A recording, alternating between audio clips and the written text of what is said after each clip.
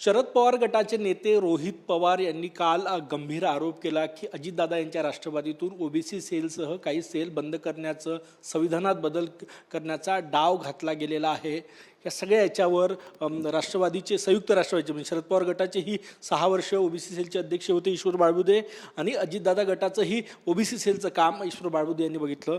हो, ओबीसी सेलचं काम तुम्ही बघितलं, काल रोहित पवार यांचे आरोप तुम्ही कसं बघता? मला खरं तर क्यू येते ते ज्या पद्धतीनं आरोप करतात। खरं तर ओबीसी सामाजिक न्याय आणि अल्पसंख्याक हा 80% हा भाग आहे। 80% हे जे जनता आहे आणि ह्या जनतेला कुठलाही पक्ष विसरू शकत नाही। परंतु रोहित पवार असेल किंवा विलास लवांडे असो, त्यांचे जे आरोप करतात, मला यातून असं वाटतं का हे राष्ट्रवादी काँग्रेस पार्टी अजित पवार गटात सरळ 2 भाग करण्याचा त्यांचा हा केविलवाना प्रयत्न आहे। त्यांना सुनील तटकरे साहेब किंवा प्रफुल्ल पटेल साहेब यांना, मुंडे साहेब यांना वेगळं दाखवायचं आहे आणि सुनेत्रा वहिनीला वेगळं दाखवायचं आहे। पण ह्या ओबीसीला कोणीही विसरून कोणीही राजकारण करू शकत नाही, पक्ष चालवू शकत नाही। आणि घटनेत फ्रंटल वेगळे आहेत, 6 फ्रंटल असतं का तुम्हाला माहीत असेल, आणि सेल हे आहे, हा सेल वेगळा असतो। म्हणून त्याच्यात पहिल्या पानात त्यांनी काल सांगितलं, पहिल्या पानात तिथं फ्रंटल आहे, दुसऱ्या पानात सेल आहे, पण हे सेल बंद केलेले नाही आणि कोणीही करू शकत नाही।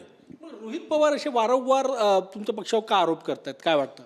मला ते कळलं नाही की पहिले दोन्ही पक्षाचं विलिनीकरण होतं आणि ते विलिनीकरणाचं सोडून राष्ट्रवादीवर आरोप करतायत किंवा रोहित पवारला ह्या पक्षाचा ताबा घ्यायचा आहे की त्या पक्षाचा ताबा घ्यायचा आहे, याच्यात माझ्या मनात शंका आहे, म्हणून ते असे आरोप करत असतील। म्हणजे अजितदादा गटाचा ताबा रोहित पवारला घ्यायचा आहे म्हणून करताय असं म्हणताय तुम्ही?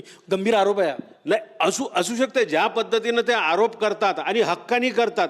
खरं तर राष्ट्रवादी काँग्रेस पार्टी, शरद पवार पक्ष हा वेगळा, अजितदादाच्या सुनेत्राताईच्या नेतृत्वात काम करणारा पक्ष वेगळा, पण ह्या पक्षात लुडबुड करण्याचा अर्थ काय याच्यावरून शंका निर्माण होते। काय शंका निर्माण?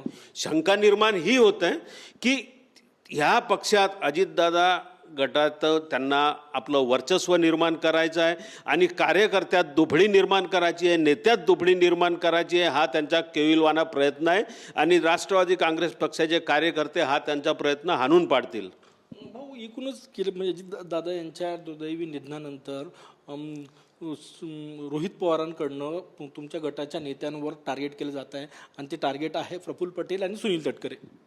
बिलकुल, ते सुनील तटकरे आणि प्रफुल्ल पटेल हे त्यांचे टार्गेट आहे, पण असं होणार नाही। जोपर्यंत सुनेत्रा वहिनी आहे त्यांना ते साथ देत आहेत, संकटाच्या काळात अजितदादांना त्यांनी साथ दिली, भुजबळ साहेबांनी साथ दिली, मुंडे साहेबांनी साथ दिली आणि खऱ्या अर्थानं राष्ट्रवादी काँग्रेस पक्षाच्या ज्या 41 विधानसभेत आमदार निवडून आले त्याच्यात ओबीसीचा सिंहाचा वाटा आहे आणि ओबीसीला ते नाकारू शकत नाही। म्हणून हा ओबीसी हा कोणीच, रोहित पवार असो, शरद पवार साहेब असो, भाजपा असो, हा ओबीसीला विसरू शकणार कोणीही असा पक्ष नाही। शेवटचा प्रश्न, रोहित पवारांना काय सांगणार, काय सांगायचं तुम्हाला? माझ्या रोहितदादाला एवढंच सांगणं आहे की दादा, आपण आपल्या पक्षाकडे जास्त लक्ष द्यावं।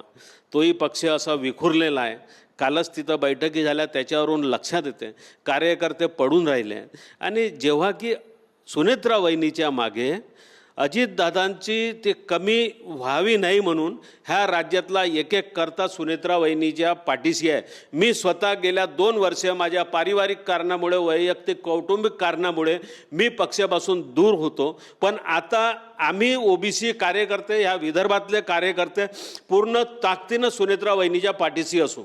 नक्कीच रोहित पवार यांनी आमच्या पक्षात लुडबुड करू नये आणि ते आरोप करून आमच्या पक्षात दुफळी निर्माण करण्याचा प्रयत्न करत आहे असा गंभीर आरोप केलेला आहे राष्ट्रवादी अजितदादा गटाचे ओबीसी नेते ईश्वर बाळबुदे यांनी। कॅमेरामॅन सचिन सयामसह गजानन उमाटे, TV9 मराठी, नागपूर।